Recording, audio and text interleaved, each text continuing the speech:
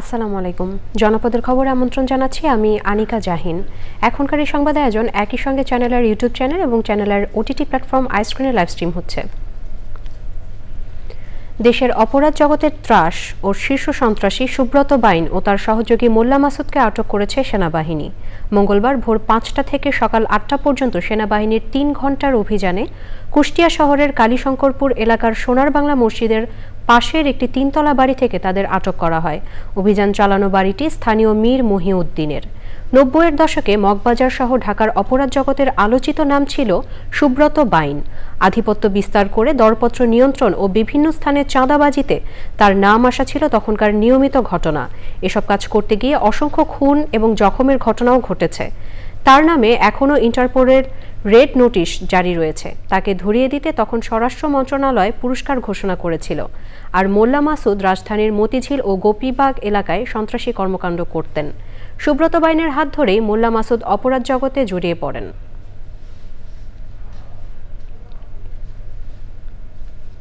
স্বরাষ্ট্র উপদেষ্টা অবসরপ্রাপ্ত লেফটেন্যান্ট জেনারেল মোহাম্মদ জাহাঙ্গীর আলম চৌধুরী বলেছেন, সীমান্তে নিরাপত্তার কোনো ঘাটতি নেই। সশস্ত্র বাহিনী যে কোনো পরিস্থিতি মোকাবেলায় প্রস্তুত। সকালে রাজশাহীতে নবীন রিক্রুট ১৪তম ব্যাচ ডেপুটি জেলার এবং ৬২তম ব্যাচ কারারক্ষী প্রশিক্ষণ কোর্সের সমাপনী কুচকাওয়াজ অনুষ্ঠানে তিনি আরও বলেন, সীমান্তে পুশিনের প্রতিবাদ জানানোর পাশাপাশি ভারত সরকারকে যথাযথ প্রক্রিয়ায় বাংলাদেশি নাগরিকদের পাঠানোর আহ্বান জানানো হয়েছে। প্রশিক্ষণ কোর্সে মোট ১৮ জন নবীন ডেপুটি জেলার ৩ মাস ও ৫০৮ জন কারারক্ষী ৬ মাস মেয়াদী প্রশিক্ষণ সম্পন্ন করেছেন। সমাপনী কুচকাওয়াজে বিভিন্ন ক্ষেত্রে সেরা ডেপুটি জেলার ও নবীন কারারক্ষীদের সম্মাননা দেন স্বরাষ্ট্র উপদেষ্টা।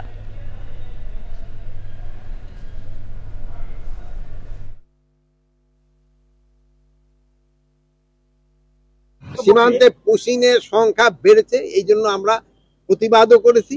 বাট যারা আমাদের দেশি, আমাদের বাংলাদেশি, যেহেতু আমাদেরই ভাই, তাদের ক্ষেত্রে আমরা বলছি ভারতকে যে তোমরা প্রপার চ্যানেলে পাঠাও।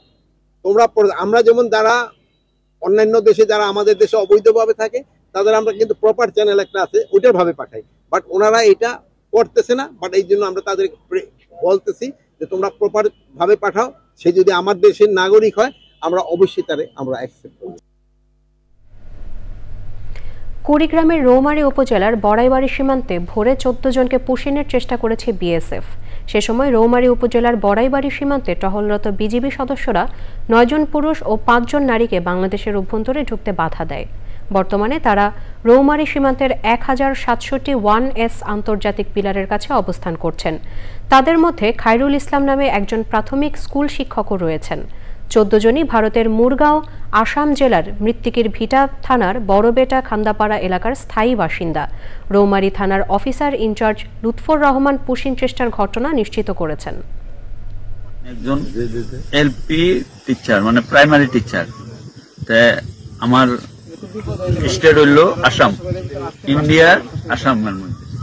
আমার ঘর হইল আমার থানা পড়ছে মিকির ভেটা, পোস্ট অফিস মিকির ভেটা, জেলা মরিগাঁও, আসাম। আমার গ্রামের নাম হইল খান্দাপুকুর।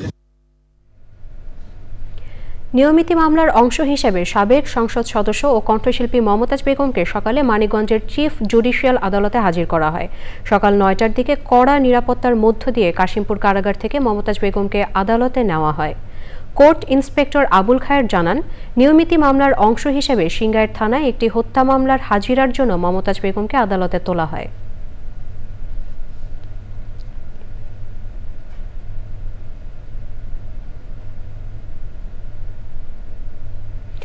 বরিশালে ভূমি ও গৃহহীনদের জন্য নির্মাণ করা বিগত সরকারের আশ্রয়ণ প্রকল্পের ঘর বিক্রির হিড়িক পড়েছে। জেলার বানারীপাড়ায় স্থাপিত ৩১৬ ঘরের মধ্যে ৫০টির বেশি ইতোমধ্যে বিক্রি হয়ে গেছে। অথচ প্রকৃত গৃহহীনরা ঘর না পেয়ে কাটাচ্ছেন মানবেতর জীবনযাপন। বরিশাল থেকে আরিফুর রহমানের ক্যামেরায় সাইদ পান্থর তথ্যে রাজীব আহমেদের রিপোর্ট। বিগত সরকার অসহায় দরিদ্র গৃহহীনদের পুনর্বাসনে বানারীপাড়া উপজেলায় কয়েক ধাপে নির্মাণ করে আশ্রয়ণ প্রকল্পের ঘর। অনেক পরিবারই বরাদ্দের ঘরে না থেকে মোটা অঙ্কের টাকায় বিক্রি করে চলে যায় অন্যত্র। কেউ কেউ আবার ঘর ও জমির দলিল নিয়ে তালা লাগিয়ে কর্মস্থলের দোহাই দিয়ে আসে না মাসের পর মাস।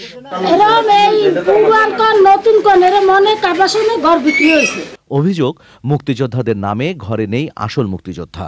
ঘরগুলো দখলে তাদের দূর সম্পর্কের আত্মীয়রা, কেউ আবার ভাড়াটিয়াও।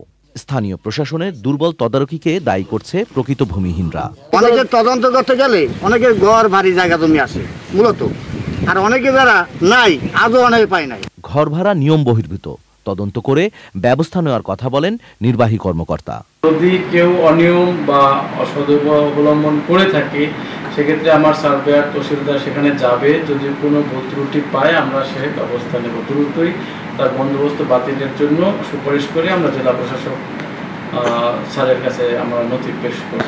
দ্রুত তদন্ত করে প্রকৃত গৃহহীনদের ঘরে তুলে দেওয়ার আশ্বাস দেন জেলা প্রশাসক। যারা প্রকৃত এই ঘর পাওয়ার যোগ্য, যারা ভূমিহীন, যাদের ঘর বাড়ি কিছুই নেই, তাদেরকে আমরা খুঁজে তাদের নামে আমরা বরাদ্দ দেব, এবং যারা যোগ্য ছিল না, যারা পেয়ে থাকে এই তদন্ত করে তাদেরটা বাতিল করা হবে।